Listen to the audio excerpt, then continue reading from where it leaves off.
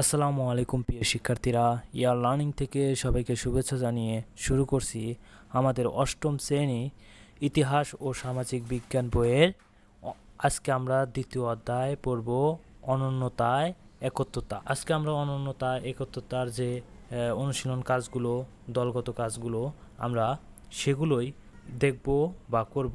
তাহলে অনন্যতা একত্বতায় কি বলা হয়েছে? এই শিখন অভিজ্ঞতায় আমরা নিজ ও সহপাঠীর আত্মপরিচয় নির্ণয় করব। পারিবারিক, সামাজিক, সাংস্কৃতিক, ভৌগোলিক, রাজনৈতিক প্রেক্ষাপটে আত্মপরিচয় কিভাবে গড়ে ওঠে তা দেখব। আমাদের এই আত্মপরিচয় গড়ে ওঠার মধ্য দিয়ে নিজেদের অনন্যতা ও বৈচিত্র্য খুঁজব। তাহলে আত্মপরিচয় সম্পর্কে তোমরা অবশ্যই ভালোভাবে পড়বে। তাহলে পরবর্তীতে পৃষ্ঠাতে বলা হয়েছে আমার আত্মপরিচয়। এখানে নাম, বয়স, লিঙ্গ, পরিবার, পছন্দের খাবার, পছন্দের পোশাক, পছন্দের খেলা এবং শখ। তাহলে তোমার নামের জায়গায় অবশ্যই তোমার নাম, বয়স তোমার বয়স, লিঙ্গর জায়গায় তুমি ছেলে হলে ছেলে, মেয়ে হলে মেয়ে। তোমার পরিবার, পছন্দের খাবার এবং পছন্দের পোশাক, তোমার পছন্দের খেলা কি এবং তোমার শখ, তোমরা এগুলো পূরণ করবে। এরপর পরবর্তীতে বলা হয়েছে দলগত কাজ 1। এখন আমরা নিজেদের আত্মপরিচয়ের সঙ্গে সহপাঠীর আত্মপরিচয়ের মিল ও অমিল খুঁজব। এই কাজটি আমরা দলগতভাবে করব। আমরা দলে বসে নিজের ও সহপাঠীর আত্মপরিচয় নিয়ে আলোচনা করে মিল ও অমিলের একটি তালিকা করব। আমরা নিচের ছকটির মতো একটি ছক খাতায় লিখে এই তালিকা করব। তাহলে প্রিয় শিক্ষার্থীরা, এখানে অনুশীলন 2-এ বলা হয়েছে আমার ও সহপাঠীর আত্মপরিচয়ের মিল ও অমিল খুঁজি। এখানে একটা ছক দেওয়া আছে। প্রথমে দেওয়া আছে সহপাঠীর নাম, তারপরে বলা হয়েছে আমার আত্মপরিচয়ের সঙ্গে যা যা মিলে যায়। আমার আত্মপরিচয়ের সঙ্গে যা যা মিলে যায়নি। তাহলে এই কাজটি দলগতভাবে করব এবং আমার সহপাঠীর সাথে আমার আত্মপরিচয়ের সঙ্গে যা যা মিল পড়বে বা মিল পড়বে না সেগুলো আমরা দেখব। তাহলে সহপাঠীর নাম, আমরা নামগুলো বসিয়ে তাদের সাথে কি কি মিল এবং অমিল রয়েছে তা আমরা লিখি। প্রথমে রাইসা, আমরা একই ক্লাসে পড়ি, আমরা সমবয়সী, আমরা গান গাইতে পছন্দ করি, আমাদের পছন্দের খেলা ক্রিকেট, আমি ছেলে আর রাইসা মেয়ে, আমাদের দুজনের পছন্দের পোশাক এক নয়, আমি টি শার্ট পরতে পছন্দ করলেও রাইসা স্কার্ট পরতে ভালোবাসি। তারপরে সহপাঠীর নাম লাবিব, আমাদের পছন্দের পোশাক এক, আমার মতো ওরও ছোট বোন আছে, লাবিবের বাবা নেই, তার আর আমার পছন্দের খেলা আলাদা, লাবিব ফুটবল খেলতে ভালোবাসি। তারপর সহপাঠীর নাম হচ্ছে রিয়া, আমাদের পছন্দের খেলা, আমাদের পছন্দের খাবার মিল আছে, আমাদের দুজনের শখের কাজ আলাদা, রিয়া গাছ লাগাতে এবং ছবি তুলতে পছন্দ করে। সর্বশেষ সহপাঠীর নাম ফরহাদ, আমরা দুজনেই ছেলে, আমাদের পছন্দের খাবারও এক, ফরহাদ তার বাবা মায়ের একমাত্র ছেলে, সে লুডুস খেতে একদম পছন্দ করে না। তাহলে প্রিয় শিক্ষার্থীরা, আমরা সহপাঠীদের সাথে কি মিল এবং অমিল রয়েছে তা আমরা এই ছকটির মাধ্যমে জেনে নিলাম। তোমরাও তোমাদের সহপাঠীদের সাথে তোমাদের আত্মপরিচয়ের সঙ্গে কি কি মিল রয়েছে এবং অমিল রয়েছে তোমরাও এমন একটি ছক তৈরি করে লিখতে পারো। তাহলে সহপাঠীর সঙ্গে নিজের আত্মপরিচয়ের বেশ কিছু মিল ও অমিল খুঁজে পেয়েছি, তাই না? আমরা এখন প্রতিটি দল থেকে 1 বা 2 জনের কাছ থেকে তালিকা শুনে নেই।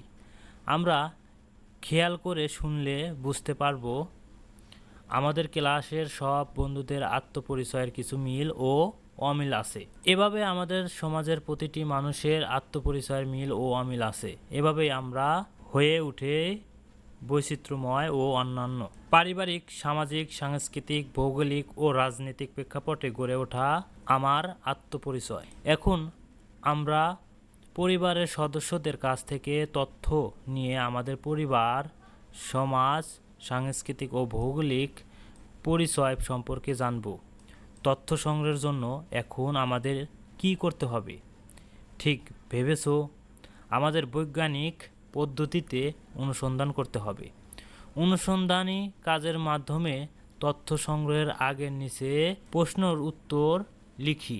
উত্তরগুলো লিখে ফেললে অনুসন্ধানী কাজটি করার অনেক সহজ হয়ে যাবে। তাহলে একটি ছকের মাধ্যমে বলা হয়েছে অনুসন্ধানী কাজের তথ্য সংগ্রহের আগের করণীয়। এখানে প্রশ্ন দেওয়া আছে এবং এখানে উত্তর লিখতে হবে। তাহলে আমরা প্রথমে বলা হয়েছে আমার অনুসন্ধানের বিষয়বস্তু কি? উত্তরে আমরা লিখতে পারি আমার পরিবারের পারিবারিক, সামাজিক, সাংস্কৃতিক ও ভৌগোলিক পরিচয়। তৃতীয় প্রশ্ন হচ্ছে আমার অনুসন্ধানের উদ্দেশ্য কি? আমরা এখানে উত্তরে লিখতে পারি আমার পরিবারের পারিবারিক, সামাজিক ও সাংস্কৃতিক ও ভৌগোলিক পরিচয় সম্পর্কে অনুসন্ধান পরিচালনা করা। তার পরবর্তী প্রশ্ন হচ্ছে আমার অনুসন্ধানের হাইপোথিসিস যদি থাকে। এখানে আমরা উত্তরে বলতে পারি নেই। তার পরবর্তী প্রশ্ন হচ্ছে আমার অনুসন্ধানের তথ্য উৎস কারা? আমরা উত্তরে লিখতে পারি পরিবারের সদস্যবিন্দু এবং প্রতিবেশী। তার পরবর্তী প্রশ্ন হচ্ছে আমার অনুসন্ধানের তথ্য সংগ্রহের পদ্ধতি কোনটি? আমরা উত্তরে লিখতে পারি অনুগত অনুসন্ধান পদ্ধতি। তার পরবর্তী প্রশ্ন হচ্ছে আমার অনুসন্ধানের জন্য কত সময় ও বাজেট প্রয়োজন? আমরা উত্তরে লিখতে পারি 15 দিন, সময় ও বাজেট 1000 টাকা। তার পরবর্তী প্রশ্ন হচ্ছে আমার অনুসন্ধানের জন্য তথ্য সংগ্রহের সময় অনুমতি নিয়েছি কি? আমরা উত্তরে লিখতে পারি হ্যাঁ, অনুমতি নিয়েছি। এভাবেই আমার মতো করে তোমরাও এই প্রশ্নের উত্তরগুলো একটি ছকের মাধ্যমে আগে প্রশ্নগুলো লিখে তারপর উত্তরগুলো লিখতে পারো। তারপরে বলা হয়েছে আমার পরিবারের সদস্যদের কাছ থেকে সাক্ষাৎকারের মাধ্যমে তথ্য নিতে পারি। এজন্য আমাদের একটি প্রশ্নমালা তৈরি করতে হবে। প্রশ্নমালাটি আমাদের পারিবারিক, সামাজিক, সাংস্কৃতিক, ভৌগোলিক ও রাজনৈতিক পরিচয় বিষয়ক প্রশ্ন দিয়ে সাজাবো। নিচে তথ্য সংগ্রহের জন্য কিছু বিষয় দেওয়া হলো। এই বিষয় অনুসারে আমরা কয়েকটি প্রশ্ন তৈরি করব। তাহলে পরবর্তীতে বলা হয়েছে আমার পরিবার কি কি প্রশ্ন করব? পূর্বপুরুষের নাম, পূর্বপুরুষের আবাসস্থল, বর্তমান ঠিকানা, বংশগোত্র বা সম্প্রদায়, ভাষা, ধর্ম, প্রথা, রীতি, উৎসব উদযাপন, ভৌগোলিক অবস্থান। এখানে তথ্য সংগ্রহের বিষয়গুলো আমরা দেখলাম যে কি কি প্রশ্ন আমরা আমাদের পরিবারের কাছে করব। প্রশ্ন তৈরির কাজ হয়ে গেলে আমরা পরিবারের সদস্যদের কাছ থেকে তথ্য সংগ্রহ করব। তথ্য সংগ্রহের পর আমরা এখন কি করব? একদম ঠিক ভাবছো। আমরা তথ্য বিশ্লেষণ করে ফলাফল নির্ণয় করব। প্রাপ্ত ফলাফল থেকে যৌক্তিক সিদ্ধান্ত নেব। সাক্ষাৎকারের মাধ্যমে আমরা যে তথ্য পেলাম তা বিশ্লেষণ করে প্রাপ্ত ফলাফল থেকে আমরা নিচের ছকটি পূরণ করব। এবার অনুশীলনী 3-এর আমার পারিবারিক পরিচয়। এবার এই ছকের মাধ্যমে আমরা আমাদের পরিবারের পরিচয়গুলো আমরা নিতে পারবো। তাহলে এই ছকের মাধ্যমে আমরা আমাদের পরিবারের পরিচয়গুলো নেই। প্রথমে অভিভাবক, তারপর পূর্বপুরুষের নাম, পূর্বপুরুষের আবাসস্থল, বর্তমান ঠিকানা, বংশগোত্র ও সম্প্রদায়। প্রিয় শিক্ষার্থীরা, এখানে আমি আমার মতো করে এই ছকটি পূরণ করছি। যেমন অভিভাবকের নাম, এখানে আমার দাদা কবিরউদ্দিন শিকদার। পূর্বপুরুষের নাম আমার পরদাদার বাবার সাদেক আলী শিকদার। পূর্বপুরুষের আবাসস্থল ভারতে। বর্তমান ঠিকানা বাংলাদেশ, ফরিদপুরের আলফাডাঙ্গা উপজেলা। বংশ ও গোত্র সম্প্রদায়, এখানে শিকদার। তারপরে ভাষা বাংলা, ধর্ম ইসলাম, প্রথা বিবাহিত মেয়েদের স্বর্ণের নাকফুল পরা, যে কোনো ভালো সংবাদে মিষ্টিমুখ করা, পহেলা বৈশাখ সকালে ইলিশ ভাজা পান্তা ভাতের আয়োজন করা, পারিবারিক অনুষ্ঠানে মেয়েদের জামদানি শাড়ি ও ছেলেদের পাঞ্জাবি পরা। এবার রীতি, বড়দের সম্মান ও শ্রদ্ধা করা, এলাকার মুরব্বীদের সাথে দেখা হলে সালাম দেওয়া, কিশোর কিশোরীদের সন্ধ্যার আগে বাড়ি ফেরা, পরিবারের সবার একসাথে খেতে বসা ইত্যাদি। তাহলে প্রিয় শিক্ষার্থীরা, তোমরা এভাবেই তোমাদের অভিভাবকদের কাছ থেকে জেনে জেনে এই শখটি তোমরাও আমার মতো করে পূরণ করবে। তাহলে প্রিয় শিক্ষার্থীরা, আজকের মতো এই পর্যন্তই।